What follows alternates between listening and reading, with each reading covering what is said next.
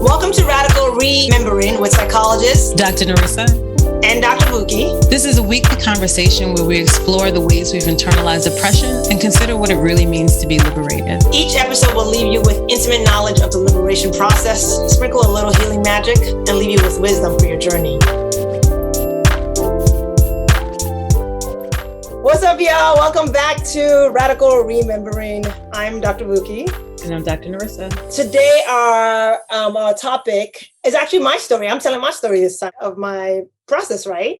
Yeah. So last time I touched around on little pieces and parts of my story, but what has your liberation journey or your deGEMMification process been like? Yeah, I think it is easier for me to talk about, while I think about deGEMMification and liberation quite similarly, it is also easier for me to talk about deGEMMification.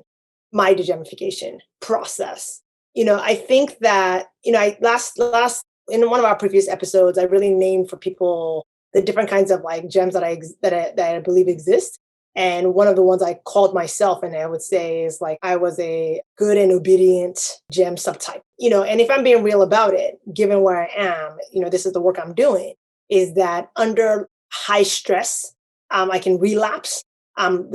Going back into that, but if like my ability to see myself and modify is what's different. And so part of what I do think is important for our listeners, as I think I appreciate you saying this last time, is like, it's not a linear process, right? So I think that part of the story that comes to mind when I think about the deGEMMification process really I remember being at an event, a professional development experience. And this actually a white queer woman, she doesn't identify as a woman. She's a white queer, gender non-conforming, non-binary person, came up to me and was like, I'm so glad you're here. And I remember being really struck by that. And part of the reason was one of this I was talking about this model that I learned, and I work in this community. So it was like a training focused on deepening people's skills in that model. And I remember her, she, her pronouns. I remember her sort of describing, and I had been in these spaces before, so I knew exactly what she was talking about when she said that. But it was like a relief for her that I was there. And I just remember being struck by that. Anyway, we proceeded to we were in the training. I'm sort of one of the people, the supervisors, like the helpers in that training community. And the trainer at the time made this comment about how men are socialized versus how women are socialized. But he made this generalization. And whatever he said didn't land well inside of me. And I remember feeling activated by it.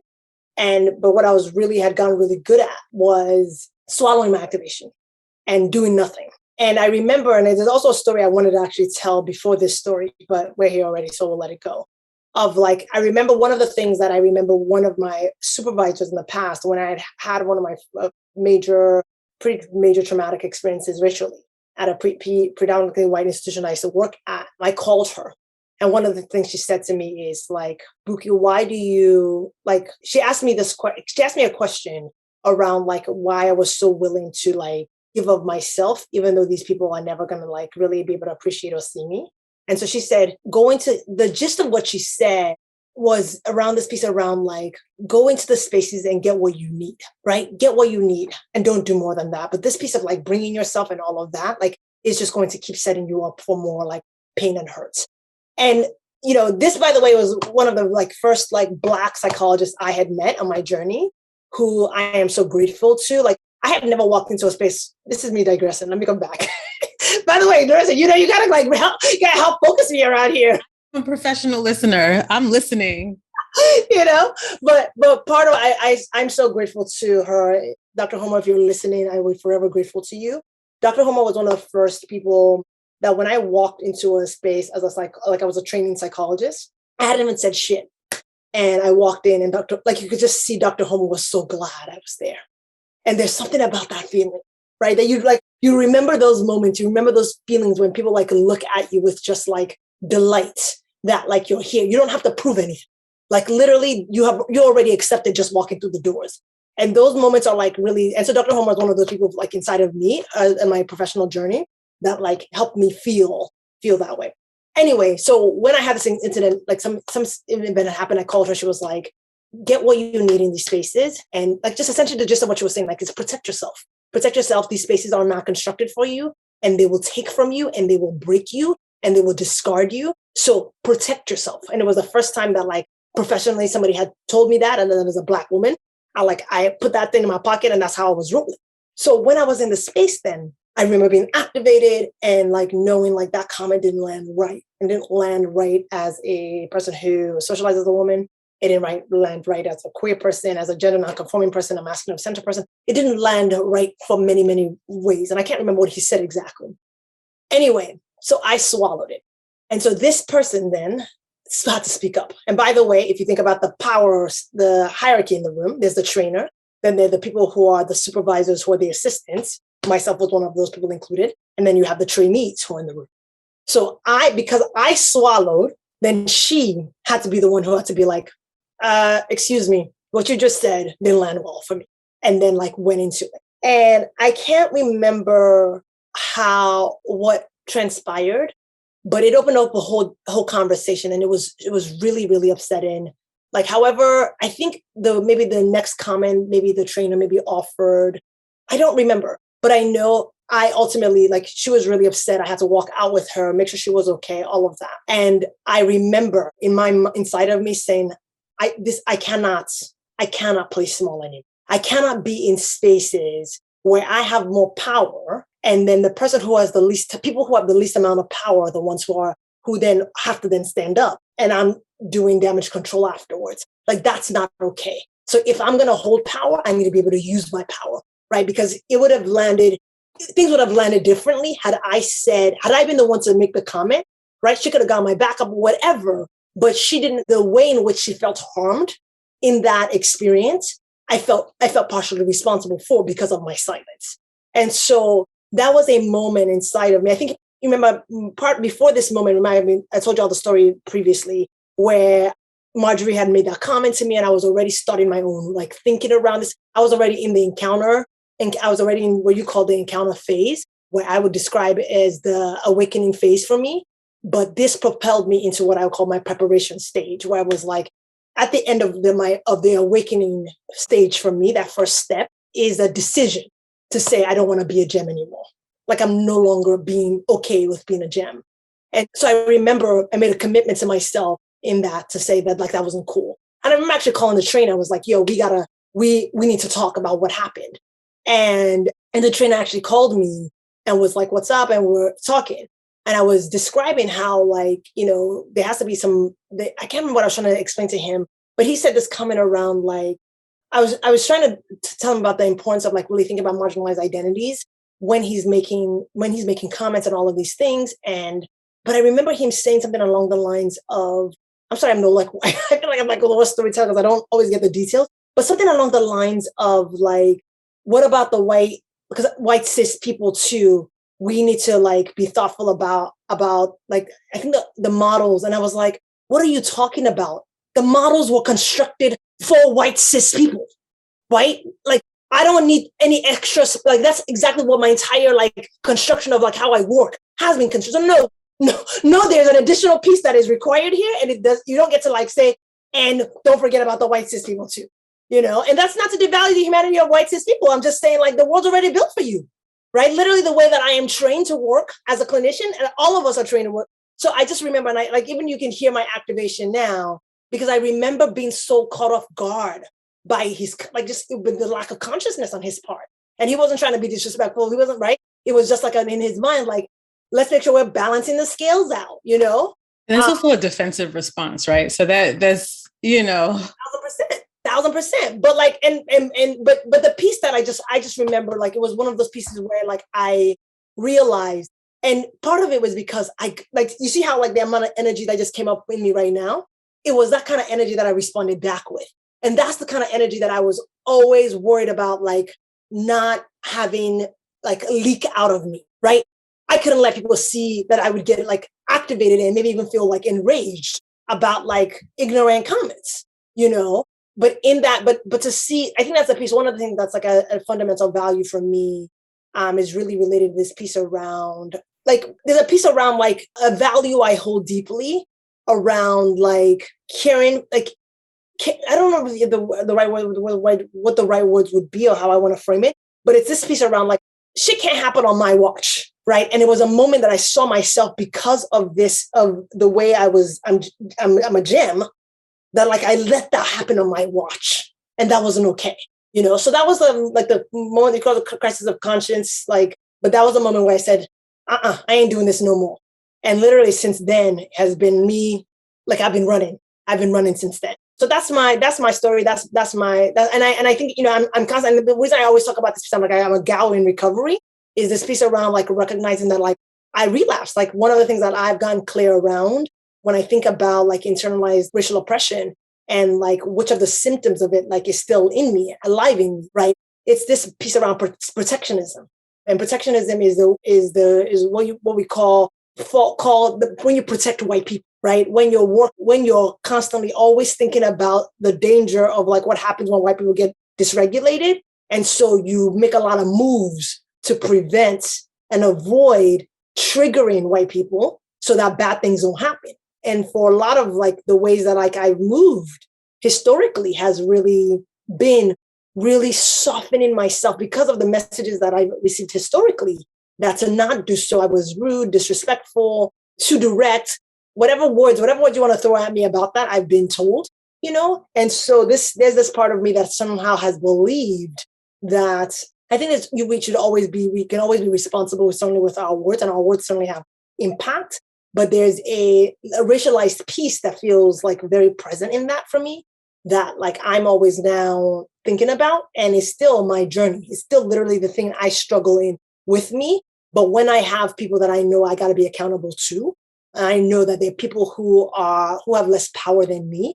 It is what also fuels me to know that like, if I want to say I'm going to be silent, like, you know, which one could ask about my own relationship with my own self, if I'm like silent around my own, like put myself aside, right? And let it happen just so that like things don't like, so that the space doesn't experience conflict, which is, again, we know what that's rooted in. But I think the point I'm making is that it's just that that is the piece that I am actively working on, is around my ability to tell my truth, regardless of the ways in which it's going to land for the person who is hearing. That is one thing I am in progress around. Mm-hmm. Thanks for sharing. I'm thinking though, so for it to be something, so the way that it landed with you is like, okay, I'm never going to be, it sounded like a commitment to action, right? But it sounded like there would have had to have been something before that. And is that what you were describing as your experience with Margaret? Something before that for it to even land in you in that way? Right. If you remember the story I told at the beginning of our first episode, okay. What allowed me to start waking up. And I talked about soul work and like this conversation I had with Marjorie, another clinician, where she was like, even Black therapists aren't talking with like their Black and brown clients about race. And I was like, can you believe it? And I was like sitting there like, oh my God, I'm one of those people, right? That like literally I'm not raising it unless my clients are raising it, right? Why? Because of these like beliefs and these like beliefs that I had, that for me to do so is me imposing my agenda, right? So there's a piece around like my like ways in which I was already waking up, right? I was already growing in my consciousness, right? And then to observe me, right? Because I remember I told you, I said I noticed that comment. It wasn't like I didn't notice the comment. I heard the comment too. I was activated by the comment, but I was like, nah, it's okay, right? It's a microaggression. It's okay, whatever. Let's keep it moving. Whereas she, the trainee, was like, nah, I can't, my ears can't have heard that kind of comment. And I just sit and do nothing about it. That makes sense? No, it makes total sense. So what I'm thinking, just from what I'm thinking about your story, my story, thinking about how I said that it's not a linear process, but a circular process. It seems like there are different, and I'll also just use that term activation, different activation points in our liberation journeys that take us like, okay, another step higher, meaning like there was an awakening to general consciousness of myself as a racialized being, myself in a racialized context. myself in anti-racist kind of action is what I'm hearing. And this story is, speaking to what provoked you to deGEMMified action or liberated action, as opposed to even just it being an ideological kind of process. Yes. The thing I would just clarify is remember how I say to me, in order to deGEMMify, there has to be a point where you decide no longer to be a gem.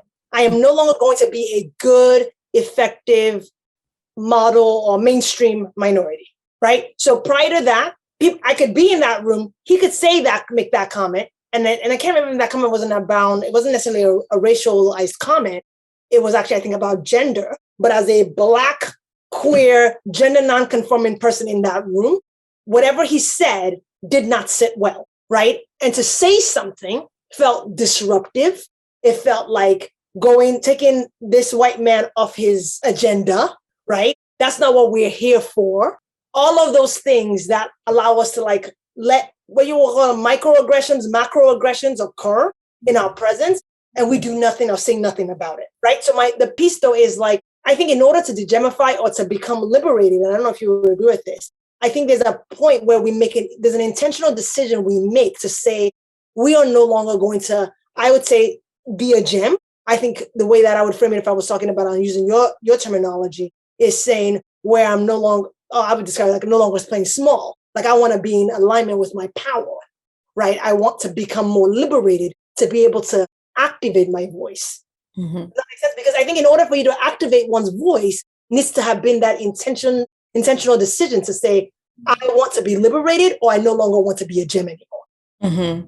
I definitely would say the same. And so now what I'm curious about are the in-betweens, right? So you described this circumstance and this circumstance, and these are pivotal points for our, enacting or moving further in our process, right? But what happens in between? And I think that what is the process between, I don't know what was the one pivotal thing right before that, or the one pivotal thing. So what is because we always tend to think, I think in our society or in our culture about those times that have faces, right? What was happening in between that last time and this time that kind of prepared you? Yep. It's interesting, the language you're using, because literally, remember I said for me, there are these four phases. There's an awakening, there's a preparation, then there's taking steps, and then there's maintenance. I think that after the conversation with Marjorie, where I started waking up, after I went to Soul Work, where I started waking up, part of what I started getting hungry for was about information and wanting to be in community with people who were already more conscious than myself, right? And so, but I think for me, it was I'm moving into what are the ways in which I'm seeing, understanding, having a better grasp and understanding of what I'm in, of what's influenced me to start to develop what really racial literacy, right? And so I think that it was for me a process of starting to collect information and finding community. Who are the people who I could relate to? Who are my people in this conversation? Who then I could then be when things are coming up, they're the ones I'm calling to say, yo, this is happening. What do I do? Or how do I do? So I think it's this pieces around community building, this piece of finding my people, right? And I think it's around also consuming information that is focused on evolving my consciousness. Does that answer your question? Absolutely. And so now I have another thought, right? And so this is a little bit different and in a different vein. But I'm thinking about, because we've been talking about what it is to be Black or a person of color, what it is to be minoritized within a setting, right? But what if you're in a setting, if you're already Black or a person of color, and it's predominantly people of color in that setting, what might their process be like? Or what, there of course will be some overlap, but what do you think their experience might be like? I'm not sure I understand your question. Ask it again. Meaning, this is deja vu. So what I should tell you what brought the question on. I remember when I was teaching at Medgar Evers College, 98% Black. And so, and even a lot of the students, even if they've had mostly white women teachers in their K through 12 education, they'd still been in predominantly Black context, and had also had Black teachers where I growing up, I didn't have many Black teachers. And so, a lot of what I said, but I think was also developmental. I think a lot of them who kind of like pushed back against what I was saying at the time would think of it different now, especially since they're out in the world and in contexts that are predominantly white, right? But how does this conversation relate to people who have been in predominantly Black contexts? How are they? What's your sense of it? That's a real smart way to give it back to me.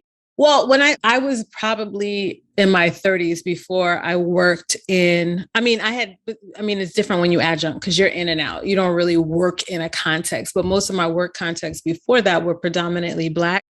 And so when we think about power, I felt like in those contexts, it wasn't necessarily about race, but you have seen gender dynamics play out and different things like that.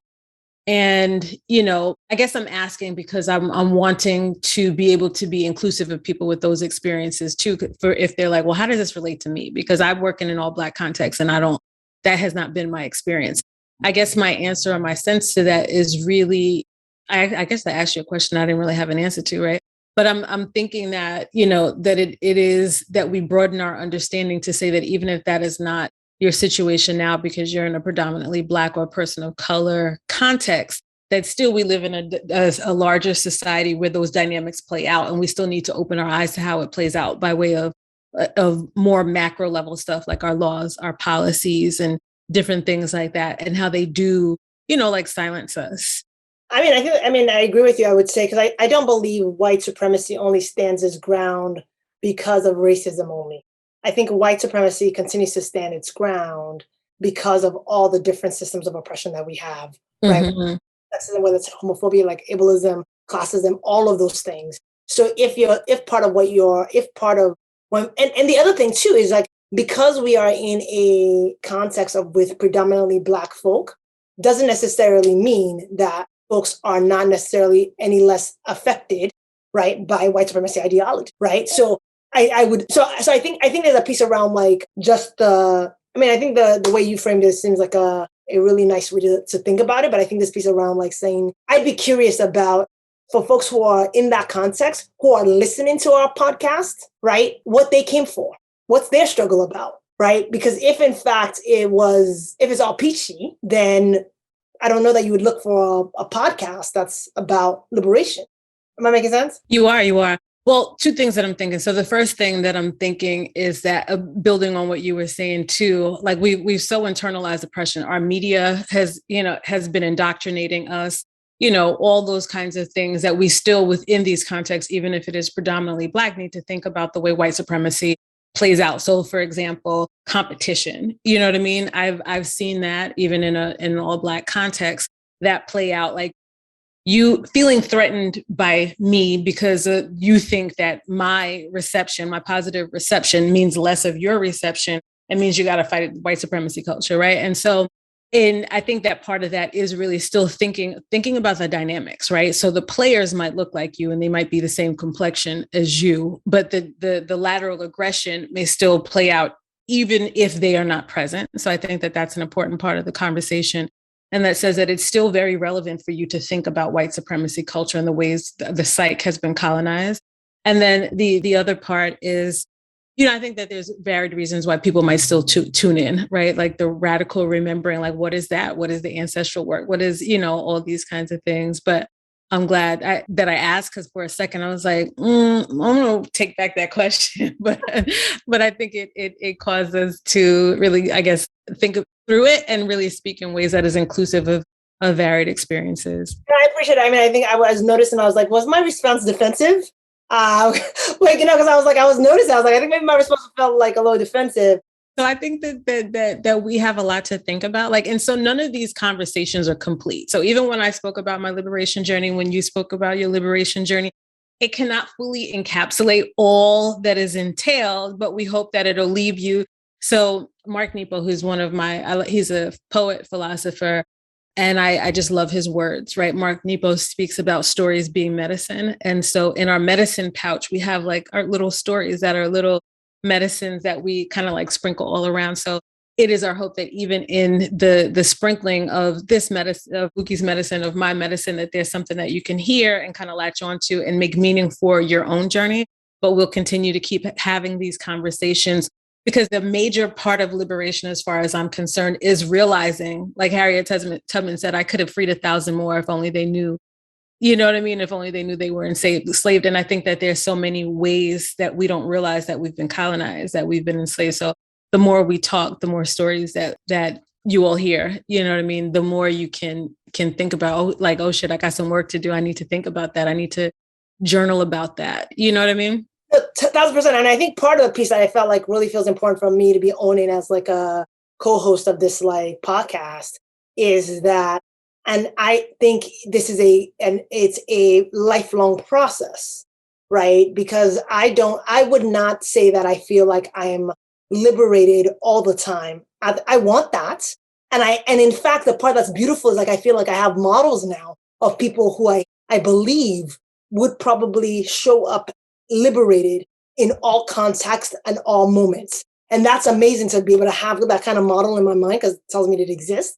But I am not, it feels important for me to be humbling myself, to be transparent around, I'm still in journey, right? This is the piece where like when I'm hearing you and like our speaker from a previous podcast, Cynthia, talking about ancestral practices, to be thinking about like, what are the ways in which I'm actively, right? Like, so there are pieces around like the ways in which I like engage power systems, but what are the ways that I'm actually like showing up that claim, and I'm remembering as a Nigerian born person, right? And like reclaiming my own like identity and practices as a Yoruba person, right? So that's a whole that's a new space for me. So liberation is me actually like doing my work to start to like walk that talk, you know? So I my point is just, I think this is like it's a lifelong process. And I think it's always about this piece around like how we leveling up. Yeah. I love that. And it's important too, because it's not as though we're just healing from something in the past, right? So when I think of liberation, healing is necessary for it, right? So it's not as though we're dealing with something in the past. There are constant, do I want to say the word threat? There are constant opposing forces, I'll use, that would attempt to suppress our liberation. And so it's an everyday kind of process. So I do think that we'll always be in journey. I'm not going to engage myself in fighting whiteness and white supremacy, meaning like that is not my main struggle. My main struggle is to be me and to be authentically me, rooted in my own ethnic, racial identity and background, right? But at the same time, realizing that until the society changes, until we don't have systems of domination any longer, it'll definitely be an ongoing process. So great conversation. Likewise, always. And we look forward to the next one. Carry on. Thanks for listening. If you've loved what we've had to say, please subscribe on your favorite podcast platform. I'm Dr. Norissa, and you can find me on IG at Dr. Norissa Williams. And I'm Dr. Bukky. You can find me on IG at the official Dr. Bukky. You can also stay abreast of our latest offerings at our website, radicalremembering.com.